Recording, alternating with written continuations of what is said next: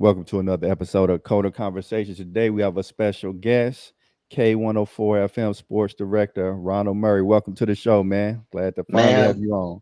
hey, I appreciate it, Kevin Miller. I appreciate it. Hey, thank you so much for having me on. I know I'm not necessarily a coder. After Black Planet in my space, I don't know too much HTML, but I appreciate y'all having me on, most definitely. Happy to have you on, man. Yeah, for sure. Yeah, Mhm. man. We go way back, all the way to middle school, growing up in Hey, Killeen, Texas, man. Main of Rams. Shout out to the Main of Yeah. Rams. Mhm. So yeah, if you could tell people a little bit about Killeen and how you grew Nice. up, just to give them So, your background. so pretty much with me, Ron Murray, grew up a military kid. Bounced around a little bit, but for the most part, I grew up in Killeen. You know, as almost every military kid, had stops in Germany, was born in Washington.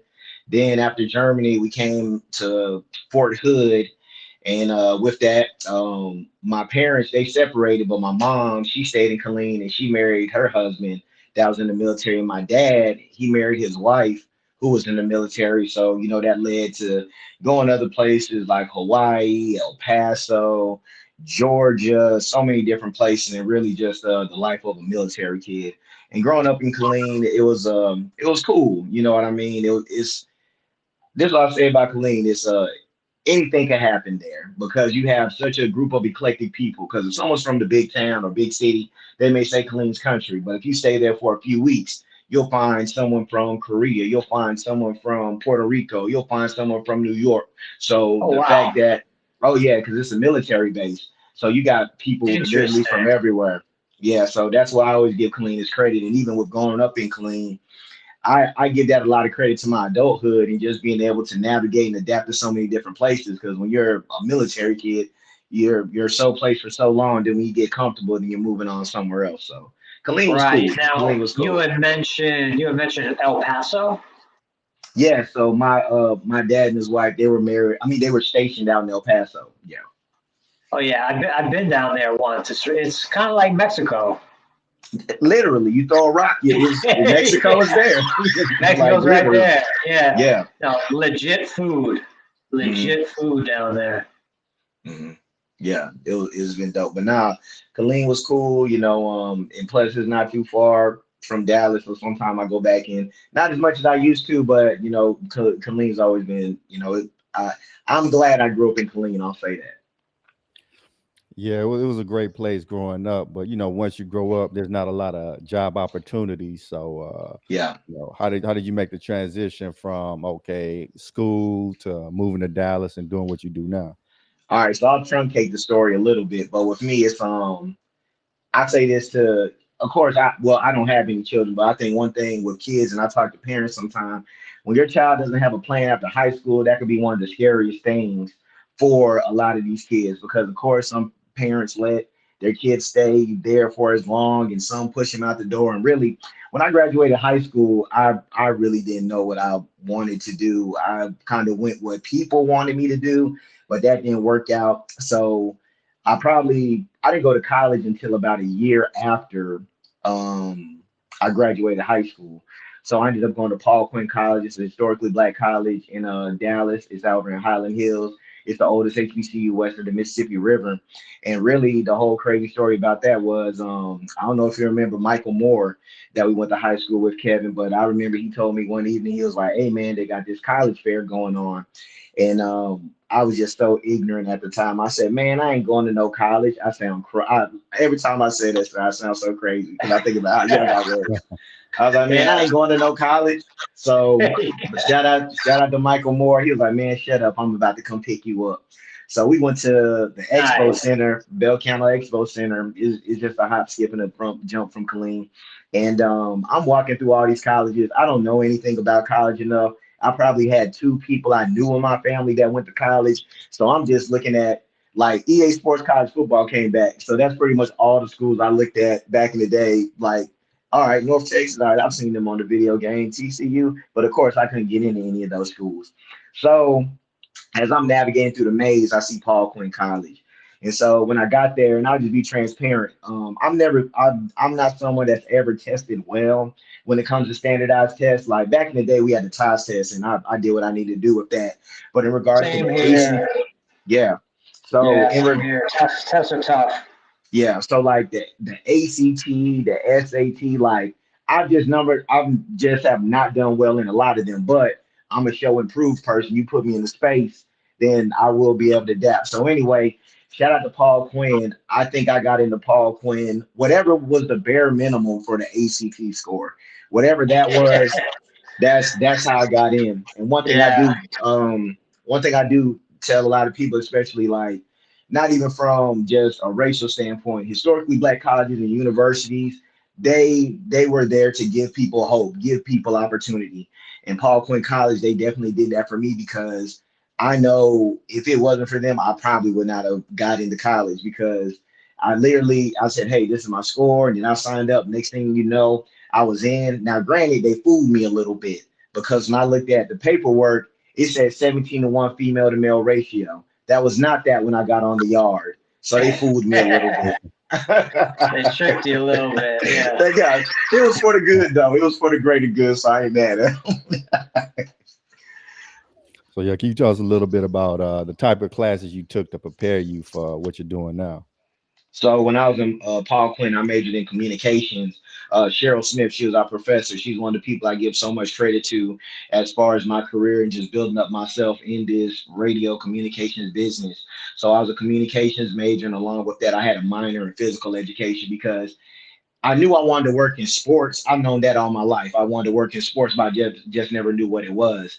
So with that, taking a lot of communications classes, I thought I was going to be a writer, grand opening, grand closing. I knew I did not want to be a writer. I didn't have the patience to be a writer. And then I remember the first article I wrote in college, and then they totally changed it. I gave them a great paper. They changed it. So I was like, oh no, I can't do this. On the radio, I can't get edited like that. So I know I can Yeah. I can say how I feel. So Yeah. started doing more so stuff on radio. And so Paul Quinn didn't have a radio department, but our professor, Cheryl Smith, she had a show and she used to bring us up there to the radio station. And so one summer, I played football my freshman and sophomore year at Paul Quinn, but Okay. I would say it's the summer going into my junior year. There was an internship opportunity available. So I didn't go back to Killeen that summer. I just stayed in the Dallas area. My buddy, he was going to UTA. He had an apartment. So I crashed with him. So I would be going back and forth from the station. Nice. On my internship in the summer. So then after that, Right. it just kind of came down. I stopped playing football and then I locked in with straight radio, and that's honestly one of the best decisions I've ever made in my life. So you've been like laser focused in on it? Yes, after I got in the door, I was laser focused in on that because at the end of the day, Soul 73 KKDA, that's the first station I worked on, but it was part of a cluster. Like I still work at K104 and it's also a station KRB. So it was a three-station cluster, but now it's only two since Soul 73 has been sold. But during that time when I got in the door, I knew I wanted to stay in. So of course there's opportunities to go to concerts, there's opportunities to go all type of events, but I used to be aggressive taking those midnight to five shifts because I knew that's when I could learn everything in the building. And even to that day right now, that's what keeps me in the building because I was Right. able to, learn these things, learn this, learn that, and also given the opportunity to mess up a little bit. So all that really paid off to win where I was able to have fun. I could have fun versus having fun earlier, then you're backtracking and trying to do the work. And plus, I didn't have no money back then anyway, so you might as well stay at work and just learn something Yeah, at the end of the day. most definitely. Yeah, that's an amazing story, man. Can you tell us a little bit about like if somebody wanted to jump into radio, what were some of the important lessons that you've learned that they should take with them?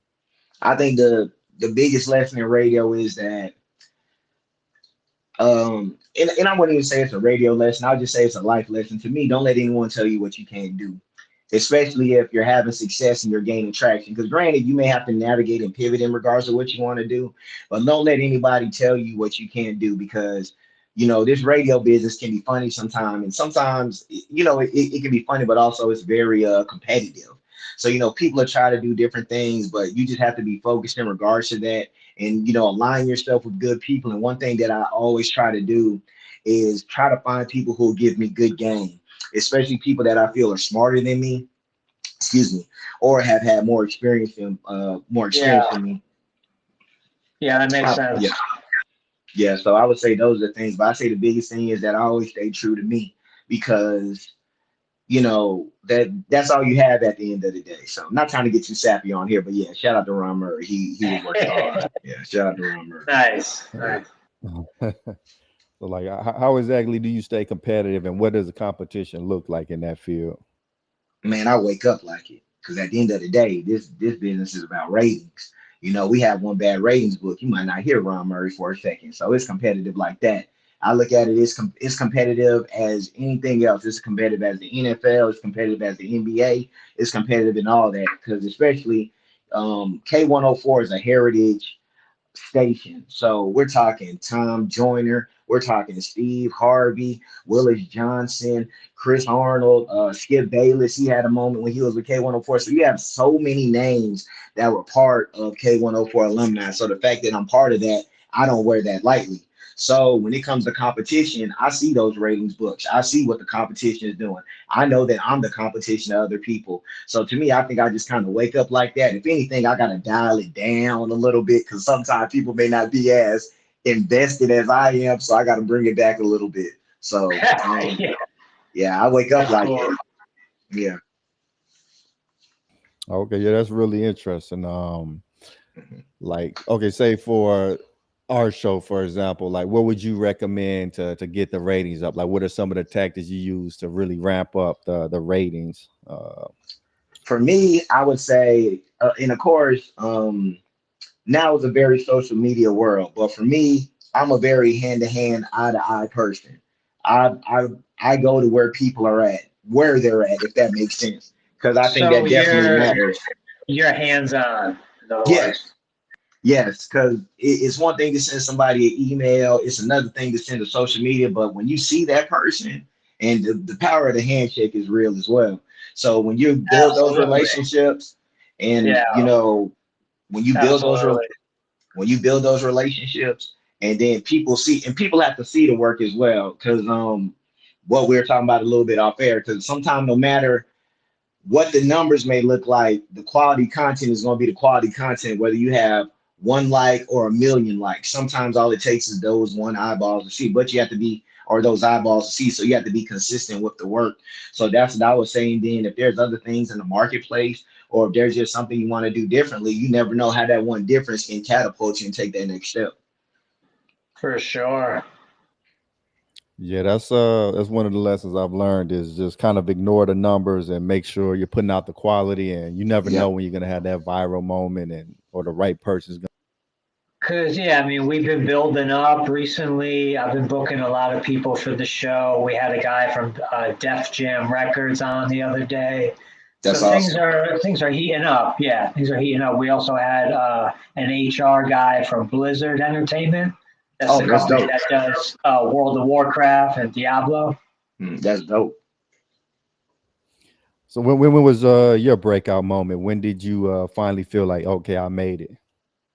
I'll be honest, man. I still don't think I have. I'll be very honest with you. Like, I'm getting juiced up just thinking about that question you just asked me. Because I think about what's in front of me all the time, because I think with me, whether it be the pro and con, sometimes I don't live in the moment when I do the work.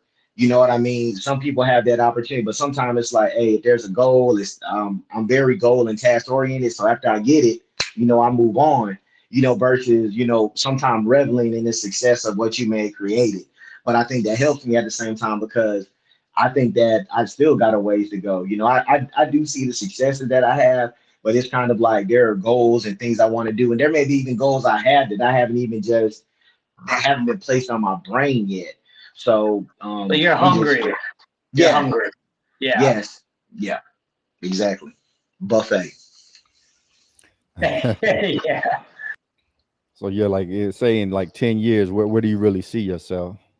10 years, 10 years, that's a good question. 10 years, I definitely want to build a company.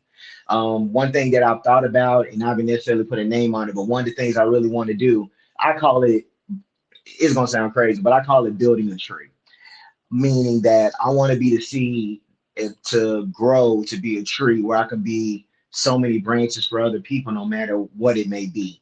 So that's how I kind of look at myself. I look at myself as I could possibly be a vessel for so many other people. Now, granted, if everything goes successfully, oh, that's money and everything. But I also think about the other people who I may be able to help to uplift, and they pay it forward in those ways. And to me, those are the things that make me happy altogether, even with some of the young people that, you know, I'm around, and some of the student athletes. I always try to sow positive seeds, and to see them, you know, play it forward and being positive, it's always awesome to see. Right, right. Mhm.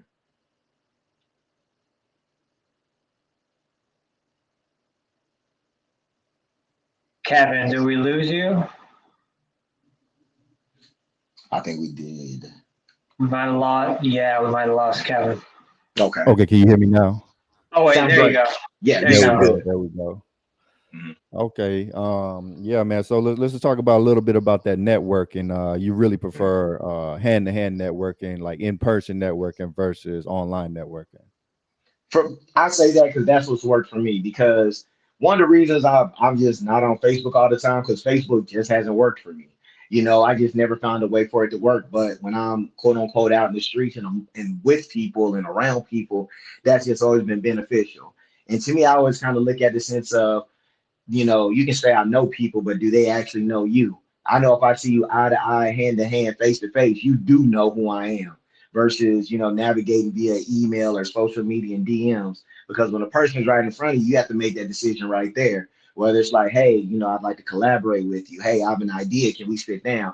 So at that point, I look at it, you can get a yes or no from a person right there versus I'm on Sure. the other I'm on the other side of my phone sending messages. Oh, they haven't got in touch with me. You know they're gonna be at this club at 7 p.m. doing this. So with that, if I care that much about it, I'm gonna go see that person. And plus, Yeah, I hear you. I hear you. I promise you, it that probably might have. I probably didn't put that the best way it should, but just you can find where a person's at if you want to collaborate with them. So Exactly. Yeah, yeah, you can track people down. yeah, so it's like I always just took those opportunities and put my best foot forward. And sometimes there have been people that I've been in front of, and when you meet them, that time just not may not be that time. Versus I've had situations where I've met people, but it pay off a year later, and the opportunity comes. Because even if someone says no, or I don't have time for right now, or this that, you just put yourself forward. And even if the other relationships built around you, those can also help, you know, change people's minds in different ways, especially when it's people can, you know, advocate for the work that you do. Because I think, you know, advocation, that's definitely a big deal in really any business, because you could For be doing sure. great, but when For that sure. person with the bigger platform or bigger voice says you're doing great, you know, that definitely helps you. Yeah, that's a great point about not knowing when that relationship will eventually pay off. Everything isn't immediate. So like yeah, when it comes to effectively networking, are there any strategies? Like I know sometimes you don't want to just always come off like, hey, can you do me this favor? Maybe just have a I've heard like just have a general conversation with that person. With me, it's always been, I'm happy to say that like all the people I do have relationships with, I do like what they do. You get what I'm saying? So I may be drawn to someone because I see this initiative they have out in the community. Okay, this coach, I see what he's doing over here with this team. Oh, this sponsor's doing that. So it usually always starts with that, because I don't get involved with too many things I don't like, because sometimes people get in relationships or situations with people because of the power they have versus um I would say integrity. But granted, some people don't care about those type of things. But with me, I know that I need to at least like what the person is doing, be around, you know, be an advocate for them as I would want them to be for me. And sometimes there'll be people that have, you know, great situations where we never come to mind about something, but we still have that great relationship. And you never know how that can grow to, because that person can direct you to someone Right. else, just mentioning the network. So, you know, Exactly. Yeah, you never know. You never yeah. know. And I think as I got older, success is such a it's infectious. Success is infectious. So when you're around those people that are trying to get it, you're around people that are uplifting. You're not around a bunch of Nelly negatives or anything like that. You know, it's Yeah. easy that I try to find Yeah, I try to find a nice for word sure.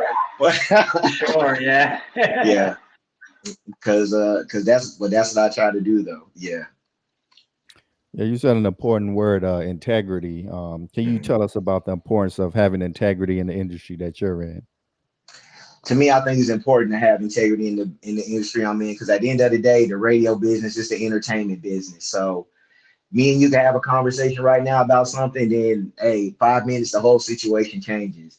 So one thing, and I don't try to beat my chest on it about like I'm just the most moral and ethical compass, but I am happy that in my career I can say I've never had to trash somebody's name for an opportunity. I've never had to throw salt on someone. I've never had to stab someone in the back. Now Right. I've outworked a lot of people now, but there's no one that can say, hey, Ron Murray did me this or did bad or whatever. You know what I mean? Because that's what a lot of this Yeah. entertainment business consists of, to where you'll see people come in as friends. Then one get an opportunity and the other don't. They don't even know the person. It's like, weren't y'all just homeboys? So Right.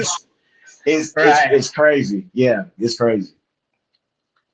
So yeah, you worked at a radio station with a strong legacy. Can you tell us about some of the interesting people that you've met up there? Some of the interesting people up there. So I'll say just like some of the people in the building, like, shout out to Dee Dee McGuire. She grew up in Killeen. She went to Killeen High School, as a matter of fact. So the fact that I'm in, like, I'm part of a nationally syndicated morning show with Dee Dee McGuire, who I listened to growing up, and she went to my same hometown, is so surreal to me. Like That's every crazy. day, yes, That's like it crazy. is crazy. So to me, Wow. it's like hooping with Jordan to me. That's how I look at it. So I Right. definitely give Dee Dee her credit, especially being a woman that's leading a power morning show, because Dallas just jumped to the top 4 radio market. So when you hear radio in Dallas, it's not for play. Like everyone here is literally taking it serious. Like with us, Right. when I say the #1 morning show, like we mean #1 for real, And so just going to that competitive thing. But of course, Didi McGuire, Cat Daddy, he's another titan of the industry. He's from Baton Rouge, he's a legend down there, and he's been in the market here a long time. Hollywood Baby, he's our power drive guy. He's someone. And of course, there's a lot of stars, that come through. But I definitely appreciate a lot of the people in the building that I have, just been blessed to work with, and be able to create things, and people that have allowed me to share the mic with them. Oh, Right. absolutely. What were some of the lessons that they taught you, and did they really help mentor you in your radio career? So I got a funny story, right? R.I.P. Roger B. Brown. So Roger B. Brown, I give him so much credit too, because with Roger B, he had a talk show. It was on the AM side, and so with that, I remember driving my little neon from Paul Quinn from Oak Cliff to Grand Prairie, and this is when MapQuest was a thing. So I'm fumbling all through my directions and everything, and I get into the radio station. I asked Roger B, hey, can I work on your show? I was the one you told to talk to, and he initially told me no, and he saw how sad I Uh, was. then he said, come yeah. on. But I think he was playing with me the whole time. So from there, he taught me That's really funny. one of the first. He taught me one of the first lessons, because there was a guy that worked on the show too. So anyway, the guy said, "Hey Ron, I need you to come pick me up. I need a ride." So I used to have to come in early and do show prep. So that means like getting all the headlines for the day, making sure all the guests are called, making sure the clock is lined up, making sure the board is right before. Now I would do that early because I like to, prep early, just in case things go wrong, I'm ahead of it. So, Oh I yeah, went, and it's yeah, live, right? It's live. yeah. And so Yeah. So anyway, anything can go wrong. exactly. So I went and picked up the guy, and then when I brought the guy back, Roger B just started going in on me. He was like, "You late," and I was like, "What you mean I'm late? You see all the show prep? I did everything." He was like, "You're late," and so I'm young at this time, and I'm Yeah. confused. So anyway, shout out to Roger B. CYA. Now Roger B didn't cuss, but he said he'd be like, "Cover your own ace," because he said I just ripped your butt about you going to go pick him up, and he could have called me, and he lived down the street from me. And the whole time I was ripping you, he never said once, "Hey, Ron came and picked me up." So that was really like one of the first lessons I learned, in the sense of like, you want to be gung ho, you want to be happy and help everyone, but to a lot of people that comes off as green. So you got to be careful. So, CYA was definitely one of the first ones, but I still do try to have that part of me when I do want to help people, but you just have to, you know, be careful of people's intentions sometimes as well. Yeah, for sure. Absolutely. Did you have a question, Brian? Yeah, I guess in your career, did you intern to get into the industry, or like what was your main cornerstone? Like what was your main stepping stone into the industry? Yes, I did intern. So after I quit football, that's when I did. I started an internship. Well, my day was kind of crazy because we would lift weights in the morning, then we would go to class, then I would drive to the station. But when I drove to the station, though, I was interning on two shows. It was Roger B's show, that was the sports show, and I would come back and do Midnight to Five with the Oh Wolves. wow, Shout out to Louis White. Yeah, I was really trying to get it. So, nice. you know, I wanted everything. So, you know, when I would come back and do that Midnight to Five, we gotta go lift weights at 6 a.m. So I was just like, I can't do this anymore. So after I So stopped playing were you football, sleeping? Like when were you sleeping? the so what's crazy, the day I quit football was the day I was up 24 hours. And I was like, nope, now I'm good on this. And I wasn't on, and Yeah, plus, just being transparent, I wasn't on scholarship. I wasn't about to be put on scholarship. I was kind of feeling away because my mom was taking out all these loans for me to go to school. So I did want to find a way to help send money home too. So that was sure, definitely sure. a motivator in that. But I started Yeah, interning in June. Then that September I got put on payroll. awesome. Oh, nice, man. Yeah, kind of going back to what you mentioned earlier about the preparation. What does your preparation look like on a daily basis, and how important is it to prepare to make sure your show goes smoothly? Well, my preparation for a daily basis is it's a little bit of everything because I am the sports director at K104, but I'm also the commercial production director. So all the commercials that come through the station, they come through my studio. So, and then along with that, I'm part of Oh nationally wow. syndicated DD in the morning. So my day could be interesting. It all depends how it can go because it could start the day from commercials to, you know, you got an interview to where we were helping put together stuff for the podcast room. So hey, I had to pull out some engineering and construction work type stuff. So you know, it's Oh it's a little wow. bit of everything. But what I do, So I they're just try to keeping come in. you they're keeping you on your toes. Oh, all the time. You got to, especially um, Yeah. j- just like with technology. You know, well, of course, technology affects entertainment, and you're going to have to keep up with that the whole time. So that's what I've always tried to do because when you look at Right. radio, people love to Right. say radio's dead, but radio's not going anywhere. There's a It's bill not right now dead. Yeah. It's at not all. dead at all. Not at all. There's a bill right now to keep AM radio. So with that, now granted, musically streaming is the dominant space. We're not going to beat anyone, you know, unless we have someone like Drake in studio dropping their new song. You know, now artists can just press a button and upload things.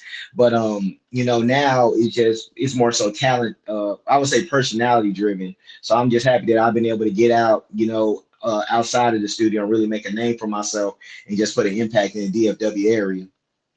Right. That's awesome. So yeah, like you mentioned, streaming has really become much more prominent. Whereas back in the past, when we grew up, the radio was a big thing. Hey, Where yep. you were kind of able to experience that in real time, that transition, right? Yeah, so with me, I remember when I first started at the station, they just went from carts. So the carts, if you've ever seen what an 8-track looked like, that's what they started with. And then they just went to digital. Then after they went to digital, you know, we went through I guess the iTunes MP3 type era, or I would say, well, let me back up because CDs were still a thing. So from the cart machines to CDs to like the iTunes MP3s to streaming to really now the radio's not about the music as much as it was at one point. So really just to see how it's grown, it kind of excites me because I always wonder, you know, what's going to be the next thing, especially like right now, radio's beating television, and that's something a lot of people don't talk about. Oh So wow. yeah, so you know, you just got to be ready and to adapt in everything that goes on. Absolutely. So, what is the future of radio? Like, are there any new trends coming out? Like, are y'all utilizing AI? Like, how do you plan for the future of radio? I'm gonna say this, and it's you know, not getting too much into it, but AI and Chat GPT, that's an animal that we're just all going to have to learn to put on a leash. It's not going anywhere. And I'm even still interested now to see how it's really going to affect the radio because you have some artists now, or excuse me, not some artists, but some talent, some hosts now where they'll let the AI do their whole show. But AI cannot invoke emotion. AI cannot be Right, empathetic. AI right. cannot tell a story. So as much as they want to push AI, Yeah, it's there's still a lot of things they got to do now. Granted, on the like as far as websites go, oh, that's Chat GPT everything. Like no one's right, writing on websites anymore, But right. the AI, as soon as they figure out how to get that emotional component, that's not be worried about it. Yeah. Yeah. Oh, absolutely. Brian, did you have any questions? I guess, what would you say to the person that's really green, the person who's like trying to get into radio or television? They're trying to find an internship, they're not really finding one. Like, what would you tell the entry level person? What kind of advice would you have for them? I would tell them create your own platform because the way social media is, our social media pages are our own channels at the end of the day. That's what they really are. Right. Even the fact of you allow someone to be your friend, you allow someone to be linked in with you. So right there, that's your own channel. So I always tell people, if you have the opportunity to create your platform, do that because there's plenty of people that talk to me. Hey, how do I get in sports? Hey, how do I work at K104? This, and I'm like, okay, what do you have to show me? And when they don't have anything, it's like you can't have an ass and nothing to show. You know what I mean? You got to have the So portfolio. Yeah, exactly. you need a solid resume, you need a solid portfolio. Hmm. Otherwise, no one's going to take you seriously. Right, and that's why I tell a lot of the young people that I interact with as well. I tell them that like I do Friday night lights in the area, and so you got a lot of young people that are content creators taking pictures, and I tell them all the time. I say, make sure you create a portfolio for yourself. So, like, it's crazy that we're talking about this. Like last week, I was in Dallas. South Oak Cliff was playing Cedar Hill, and there was a young man I was talking to, and he said, I'm working for the football team. What do you think? What are your thoughts? And I said, are you getting a stipend? And he said, what's a stipend? I said, oh, come to class. Let me help you out real Ah, quick. Let me help you out real quick. So, right. I was telling him, of course, you can't try to get a stipend out of a high school, but I told him, you go to, a great high school, you getting all this great footage and content, just make sure you shape it up so that when you leave high school and go to college, you got something to show people versus, hey, I worked at my high school and you didn't craft any of the things you had to promote yourself. So I would just say, so bring it back around. Yeah. I would say, start there so you have something because as I said earlier, if people are interested in you, they're going to go to whatever it is. And I can't tell you how many people I've interacted with that know who I am and what I do, but they don't follow me on Facebook. They don't follow me on Instagram. They don't follow me on Twitter. They might listen to the radio. So you just Right. never know how people are going to find out about you. So just always put the work out in. And sometimes thinking about that may take a while because you're gonna throw stuff at the wall. But as soon as you find something that works, it's gonna be fun and you'll be able to take off. Yeah, like with me and Kevin, we've been putting together shows where like we'll have, an AI expert and then like a music composer, on the other Mm, side of the spectrum. And we'll see that's like dope. what interesting conversation can be developed between, two professionals that are like, going hard in the paint in their respective careers, getting them to chat, getting them to talk, open up. It's kind of like being in someone's living room. Like, you Mm, get a sneak peek into people, in the music industry, in the tech industry. You're getting a sneak peek at what's going on. So yeah, I think we're crafting something special here. oh no, I believe y'all are. I'm here to support it most definitely. So yeah, man. Yeah, we definitely appreciate that, man. You've been a long time supporter of the show, man. One of the day ones, man. I appreciate Oh, most definitely. you for sticking around. Um, can y'all hear me, or did I cut Most out? definitely. I can hear you. Yeah, Okay, you're there. You're there. okay, yeah, man. But so when it comes to content, I know it's easy to kind of get stagnant. Like, okay, you found a successful formula, you're just doing it over and over and over Hmm. again. But after a while, if you don't switch things up, I know the viewers they might get bored. So how do you keep things fresh? How do you take risks in that industry? I think one thing I'm appreciative of is that I'm pretty naturally creative. So it doesn't like I've had people steal my ideas. I've had people it's crazy. Like there are people doing what I do right now that I did years ago. But I used to feel a way about it, but now I'm flattered because it doesn't take much for me to think of an idea. The only thing that I think Right. about is just when you get like when you present it, it has to be ready. Like that's one thing I am big on. Like even if I'm working on something and other people may feel it's ready, if I don't feel it's ready, I'm not going to roll it out So it's because when that you that prep work. That prep work is yeah, crucial, is what you're oh saying. yes, most Yeah, definitely because yeah. I've had like just personal experience. There are times where I may be too advantageous or too aggressive with things, and it's like I should have waited because okay, I want to do A, B, C, and D, but C and D fell off. You know what? I could wait on C and D instead of looking Right, for element OK.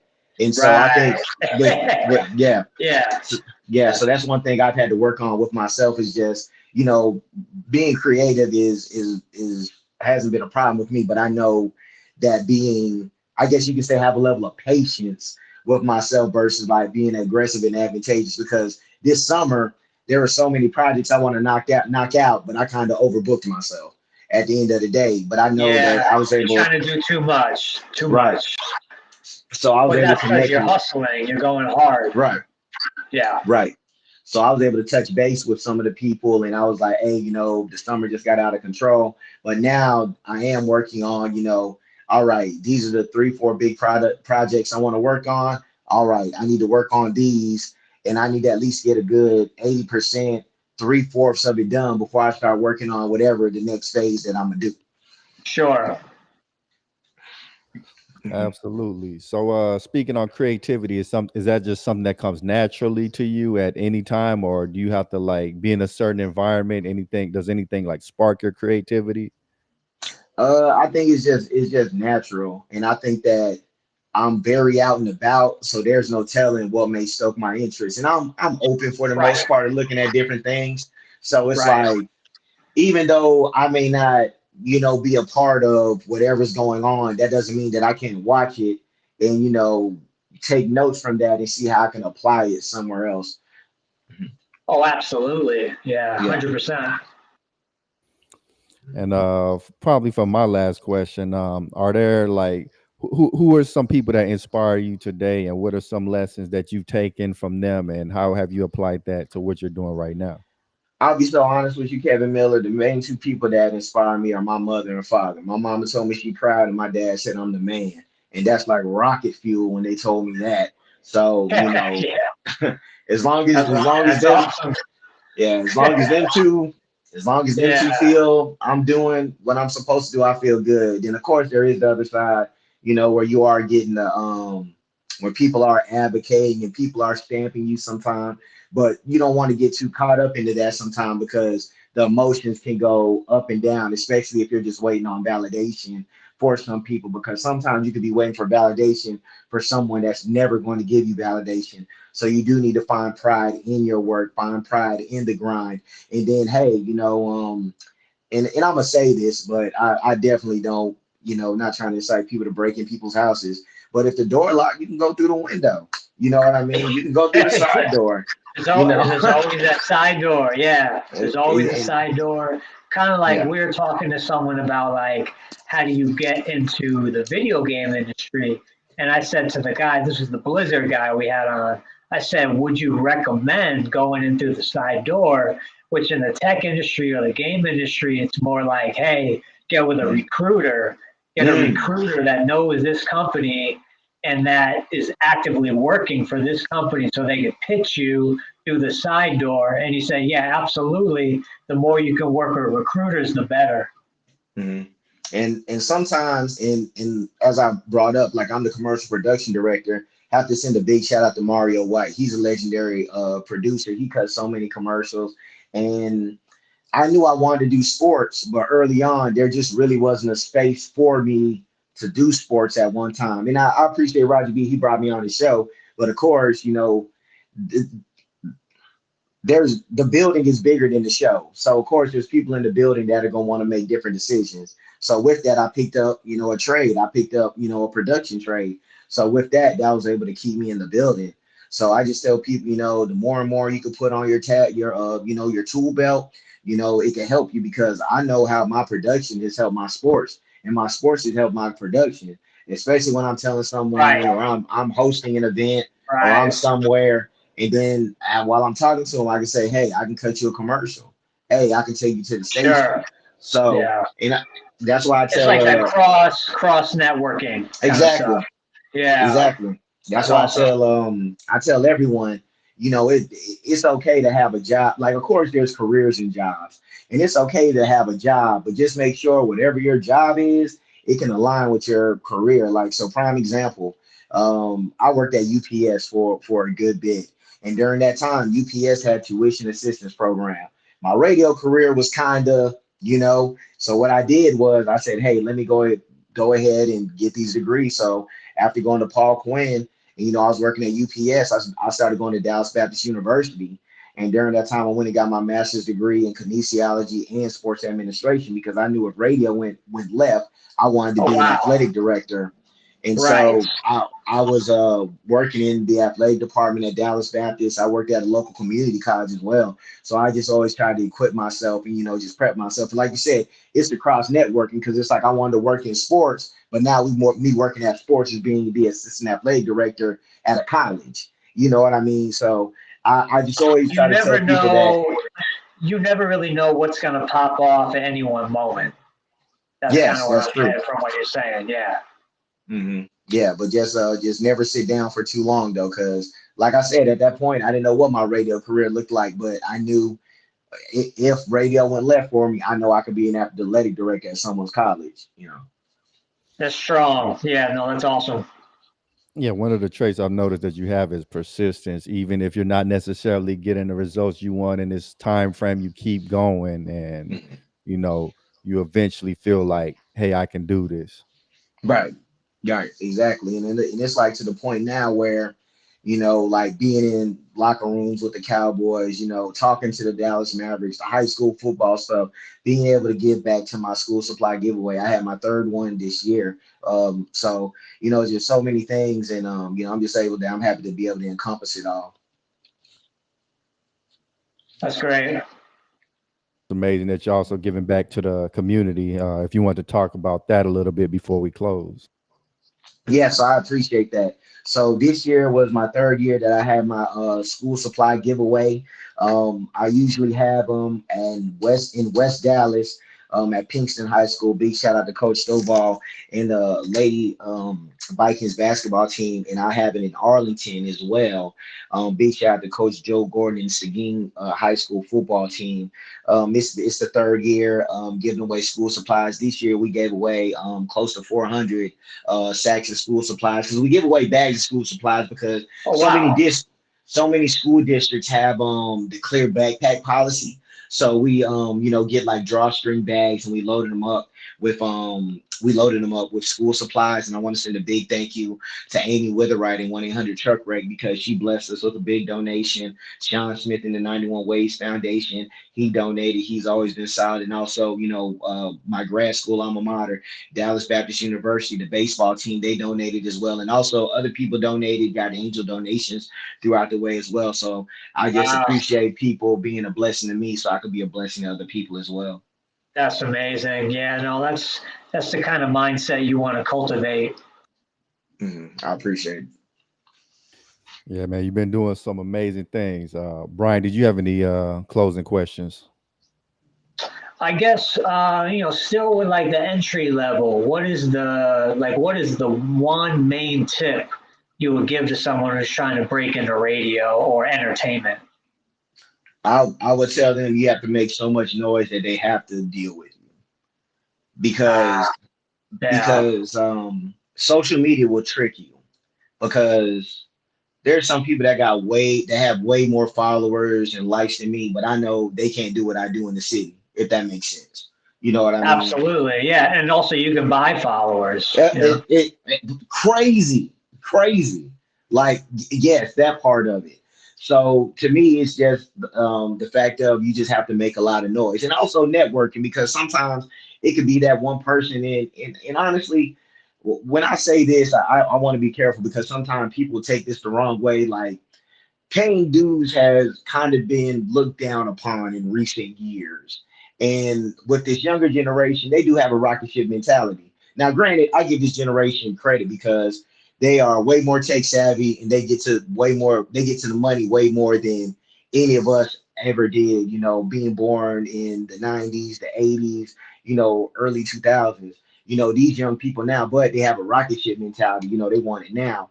So when you say pay Yeah. dues, they don't want to pay dues for too long. But to me, if you find that right person, and I'm talking about, the term could be mentor, that's fine, but you got to find you someone that wants to they're okay with your success because they are, what's the term that I'm looking for?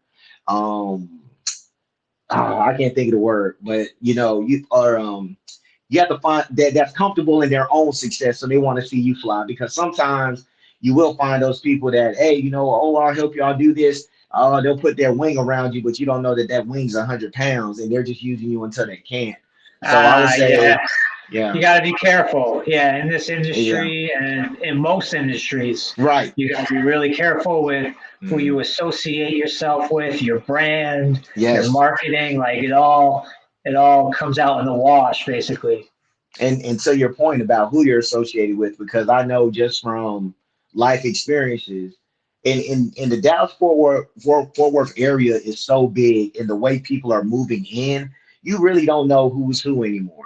So granted, you may be from Dallas and your name is Mud, then you move to Prosper, and you may go rip off a whole new group of people, but nobody knows versus, and then you may be associated with that person. So now the people in Dallas are mad, and the people in Prosper get mad, and they might be mad at you. They're like, hey, this your guy? Hey, I didn't know my guy does that. You know I what I didn't know. mean? Yeah. Yeah. So Yeah. yeah, but the association part, that's something you definitely have to be careful with. And because I know with me, people touch base with me sometimes, but you have to be careful because people will try to. They're like, hey, Ron, I want to sit down and talk, which I'm always open to. But it's different between sitting down and talking and consultation when you want me to sit here and give you the game. You know what I mean? Right. If that makes sense. Right. Right. Absolutely. Yeah. Mhm. Yeah, man, this was an amazing interview, man. Did you want to leave the audience with any closing thoughts? Hey, I just want to say thank y'all so much. I greatly appreciate y'all. Y'all keep killing it. Y'all keep doing it right now. Ron Murray at Work at K104 Sports Director. Hey, the biggest. Head on over to at Ron Murray Jr. K104 Friday Night Lights. That's kicking off this weekend. And we have a promotion at the station called the K104 1-800 Truck Rate Beast of the Week. So each week during the football season, we pick an offensive and defensive player Beast of the Week, and we donate $1,000 to each school. So that's the big Oh promotion going wow. on right now. Yeah. That's So amazing. That's yeah, great. so I'm happy to be a part of that. And also, with the Beast of the Week, we're not star chasers. We don't look for the same old players. Like, we will go to West Dallas. We will head out to all these because the Metroplex is so vast and big, but even more so, there's so much great talent everywhere. Like football, basketball, baseball, you can find, a plethora of talent everywhere. But that's what I have going on. Also, DD in the morning, #1 morning show. Hey, y'all pull up on us, and hey, this ain't gonna be my last time back here. So hey, I'm looking forward to the next time. Absolutely. Oh yeah, we definitely gonna have you back, man. But thank you for coming on the show.